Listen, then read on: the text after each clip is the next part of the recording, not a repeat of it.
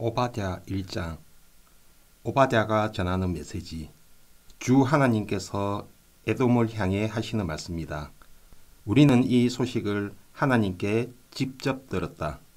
사악한 민족들에게 보냄받은 한 특사를 통해 들었다. 일어나 전투태세를 갖춰라. 에돔과 전쟁을 벌일 준비를 하여라. 에돔아, 귀 기울여 들어라. 내가 너를 보잘것없는 자로 만들려 한다. 사악한 민족들 중에 가장 멸시받는 보잘것없는 민족으로 만들려 한다. 너는 내가 대단한 자인 것처럼 굴었다. 산에 우두머리인 양 높은 바위 위에 앉아서 마음속으로 나를 건들 자 누구랴, 내게 손댈 자 누구랴 하고 생각했다. 그러나 이제 생각을 바꾸어라. 내가 독수리처럼 높디 높은 절벽 위에 보금자리를 잡더라도, 아니 별들 사이에 둥지를 틀더라도 내가 너를 땅으로 끌어내릴 것이다. 하나님의 확실한 말씀이다. 도둑이 들면 집이 몽땅 틀리지 않느냐. 밤길에 강도를 만나면 가진 것을 다 틀리지 않느냐. 에서는 그렇게 하나씩 빼앗겨 지갑과 호주머니를 다 틀릴 것이다. 너희 옛 파트너들이 너를 궁지로 몰고 너희 옛 친구들이 너를 대놓고 속여 먹을 것이다. 너희 옛 술 친구들이 내 등에 칼을 꽂을 것이다. 너희 세상이 무너지리라. 주먹이 어디서 날아오는지도 모를 것이다. 그러니 놀라지 마라. 이는 하나님의 확실한 말씀이다. 내가 에돔에서 현인들을 다 쓸어버리고 에셀 산에서 유명한 현자들을 모조리 없애버릴 날이 올 것이다. 제만아, 너희 위대한 영웅들이 너를 버리고 도망칠 것이다. 에셀 산에 남아있는 자 아무도 없으리라. 내가 내 형제 야곱에게 행한 잔악한 일들이 낱낱이 역사에 기록되었다. 그 일로 너는 모두에게 멸시를 받을 것이다. 역사에 설 자리를 잃을 것이다. 그날 너는 팔짱을 낀 채 그저 보고만 있었다. 낯선 자들이 내 형제의 군대를 붙잡아 끌고 가는데도, 사악한 외적들이 예루살렘을 공습하여 약탈하는데도 그저 수수방관했다. 너도 그들 못지않게 악실이다. 자기 형제가 얻어맞고 있는데 고소해야 하다니. 그래서는 안 되었다. 유다의 아들들이 진창에 처박히는 것을 보고 깔깔 웃다니. 그래서는 안 되었다. 고생하고 있는 그들에게 큰 소리를 해대다니. 그래서는 안 되었다. 삶이 파탄한 그들을 대리 이용하다니. 그래서는 안 되었다. 그들의 고난, 그들의 비참한 모습을 보며 웃고 떠들다니. 다른 민족들은 몰라도 너만큼은 그래서는 안 되었다. 얻어맞아 바닥에 쓰러진 그들의 옷을 벗겨가다니. 그래서는 안 되었다. 길 끝에서 기다리고 섰다가 피난민의 길을 막지 말았어야 했다. 모든 것을 잃고 목숨만 건진 무력한 생존자들에게 등을 돌리다니. 그래서는 안 되었다. 모든 사악한 민족들을 심판하실 하나님의 날이 가까이 왔다. 내가 행한 그대로 내게도 이루어질 것이다.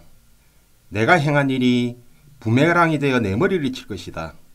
너희가 내 거룩한 산에서 파티를 벌인 것처럼 모든 사악한 민족들이 하나님의 진노를 마시게 될 것이다. 마시고 마시고 또 마시고 그렇게 마시다 꼬꾸라질 것이다. 그러나 시온산은 다르다. 그곳에는 쉼이 있다.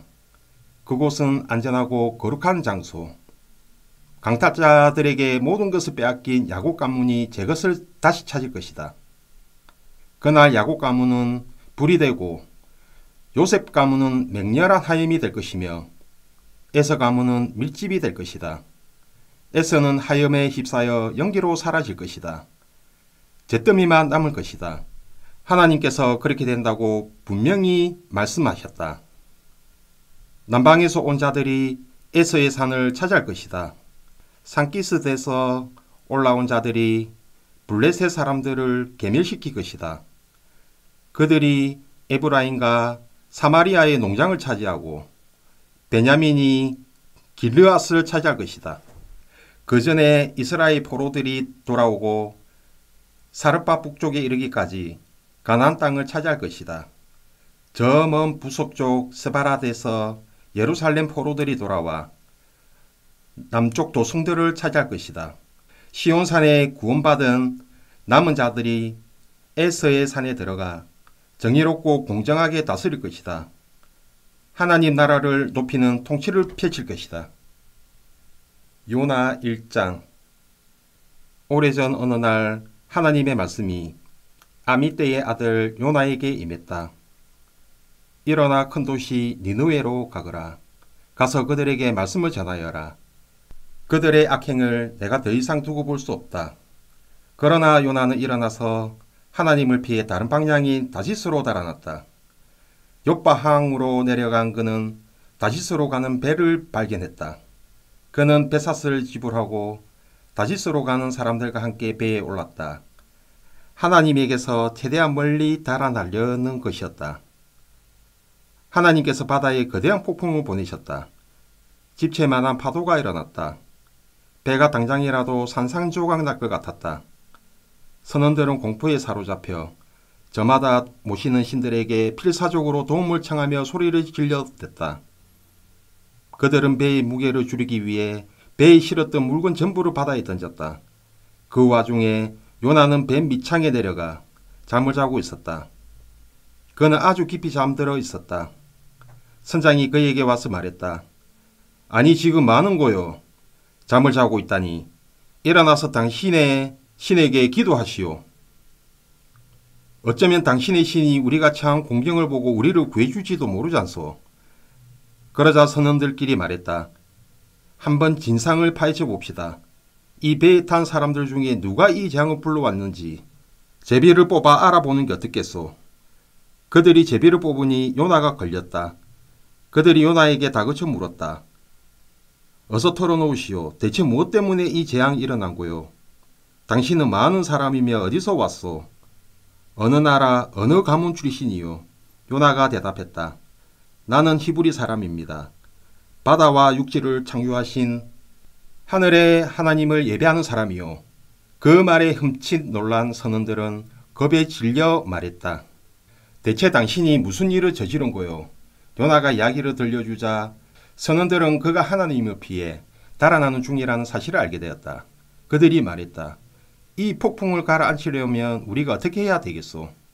바다가 거치게 날뛰고 있었다. 요나가 말했다. 나를 들어 바다에 던지시오. 그러면 폭풍이 멈출 겁니다. 모두 내 잘못 때문이요. 내가 이 폭풍의 원인이니 나를 없애면 폭풍도 사라질 것이요. 그러나 그것은 안 될 말이었다. 그들은 어떻게든 해변으로 노르져 돌아가려고 애썼다. 하지만 배는 한치도 더 나아가지 못했다. 폭풍은 점점 더 걸치고 강포해졌다. 그러자 그들은 하나님께 기도했다. 오 하나님, 이 자가 살아온 산 때문에 우리를 죽이지 말아 주십시오. 이 자를 죽인다고 해서 우리를 벌하지 말아 주십시오. 주는 하나님이시니 주께서 가장 좋게 여기시는 대로 행해 주십시오. 그들은 요나를 들어 배 밖으로 던졌다. 그러자 즉시 바다가 잠잠해졌다. 선원들은 큰 충격을 받았다. 그들은 바다에 대한 두려움 대신 하나님을 향한 경외심에 사로잡혔다. 그들은 하나님께 경배했고 제물을 바치고 세악을 했다. 그때 하나님이 한 거대한 물고기를 보내시니 그것이 요나를 집어삼켰다. 요나는 살 낮과 밤을 그 물고기 뱃속에 있었다. 2장. 그러자 요나는 물고기 뱃속에서 그의 하나님께 기도했다. 그가 아래였다. 심한 고통 속에서 하나님께 기도드렸더니 그분이 내 기도를 들으셨습니다. 무덤의 뱃속에서 도와주십시오 외쳤더니 주께서 나의 부르짖음을 들으셨습니다. 주께서 나를 대양 깊은 곳에 물 가득한 무덤 속에 던지셨습니다.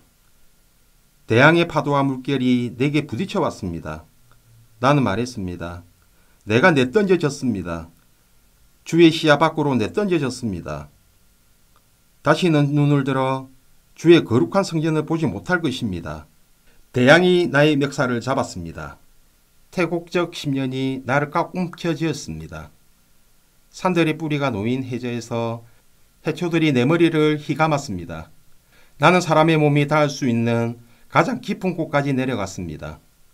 내 뒤에서 문들이 쾅 소리를 내며 아주 닫혀버린 듯 했습니다.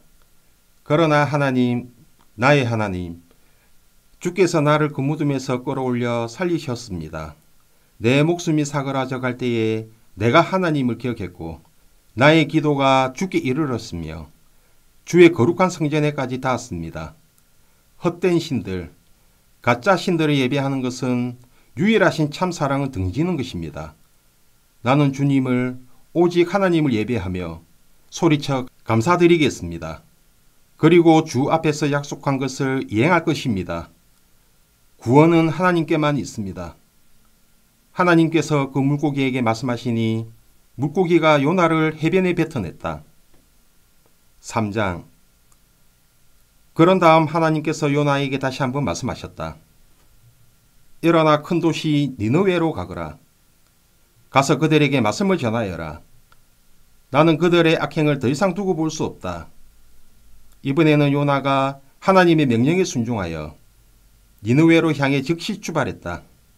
니느웨는 가로질러 지나가는 데만 꼬박 사흘이 걸리는 아주 큰 도성이었다. 요나는 그 도성에 들어가서 하룻길을 걸으며 말씀을 전했다. 40일만 지나면 니느웨는 쑥대밭이 될 것이다. 니느웨 사람들이 듣고 하나님의 말씀을 믿었다. 그들은 도성 전체에 금식을 선포하고 자신들의 회개를 나타내 보이기 위해 베옷으로 갈아입었다. 부자도 가난한 자도 이름 있는 자도 이름 없는 자도 지도자도 백성들도 모두들 그렇게 했다. 이 소식이 니느웨의 왕에게 전해지니 그도 왕자에서 일어나 왕복을 벗은 뒤에 베옷으로 갈아입고 잿더미 위에 앉았다. 그러고는 니느웨 전역에 다음과 같은 공문을 발표했다. 누구든지 물 한 모금이라도 마시거나 밥 한 술이라도 입에 대서는 안 된다. 남자든 여자든 짐승이든 너희 양떼와 소떼를 포함해 모두 마찬가지다. 사람이든 짐승이든 모두 베옷을 입고 하나님께 살려달라고 부르짖어라. 모든 악한 생활에서 돌이키고 손을 들이피는 강포한 길에서 떠나야 한다. 누가 알겠는가? 행여 하나님이 뜻을 돌이키셔서 우리에 대한 생각을 바꾸실지, 우리에게 노하기를 그치시고 우리를 살려주실지, 하나님께서 그들이 악한 길에서 돌이키는 것을 보시고 그들에 대한 생각을 정말로 바꾸셨다.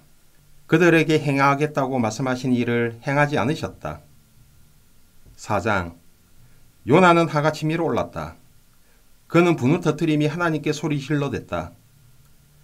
하나님, 내 이럴 줄 알았습니다.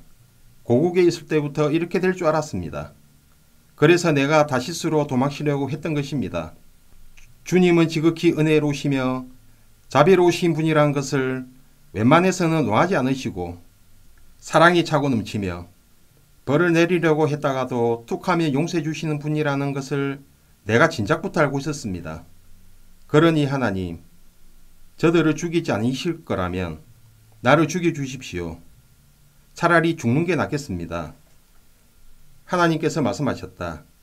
대체 무엇 때문에 화를 내는 것이냐? 그러자 요나가 자리에서 일어났다. 그는 씩씩거리며 도성 동쪽으로 나가 앉았다. 그는 잎이 많은 나뭇가지를 꺾어 임시로 햇빛 가리개를 만들고 그 그늘 밑에 앉아서 도성에 무슨 일이 일어나는지 지켜보았다. 하나님께서 넓은 잎사귀를 가진 나무 하나가 땅에서 솟아나오게 하셨다. 그 나무가 요나 머리 위로 자라서 그를 시원하게 덮어주니 그의 하가 누그러지고 기분도 한결 나아졌다. 그는 그 그늘을 지켰다. 다시 살맛이 났다. 그러나 하나님께서 벌레를 한 마리 보내셨다. 그 벌레가 다음날 새벽까지 그 그늘나무를 갈아 구멍을 내자 나무는 시들어 버렸다. 해가 솟았고 하나님께서 푹푹 찌는 뜨거운 동풍을 보내셨다. 해가 요나의 머리 위에 내리쬐니 그의 정신이 혼미해지기 시작했다. 그는 죽고 싶다며 기도했다. 차라리 죽는 게 낫겠습니다. 그러자 하나님께서 요나에게 말씀하셨다. 내가 이 그늘나무를 가지고 화를 내는 것이 옳으냐? 요나가 대답했다. 옳다마다요. 그것 때문에 화가 나서 죽겠습니다. 하나님께서 말씀하셨다. 그래 내가 아무 수고한 것도 없는 그 나무에 대해 내 마음이 하룻밤 사이에 즐거움에서 분노로 바뀌었단 말이냐. 그 나무는 내가 심지 않았고 물 한 번 준 적 없으며 그저 어느 날 밤에 자랐다가 다음날 밤에 죽었을 뿐이다. 그렇다면 아직 옳고 그름은 분별하지 못하는 철부지 같은 자들이 12만 명이나 되고 아무 죄 없는 동물들이 가득한 이 큰 도성 니느웨에 대해 내가 내 마음을 분노에서 죽음으로 바꾸지 못할 까닭이 무엇이란 말이냐. 아멘.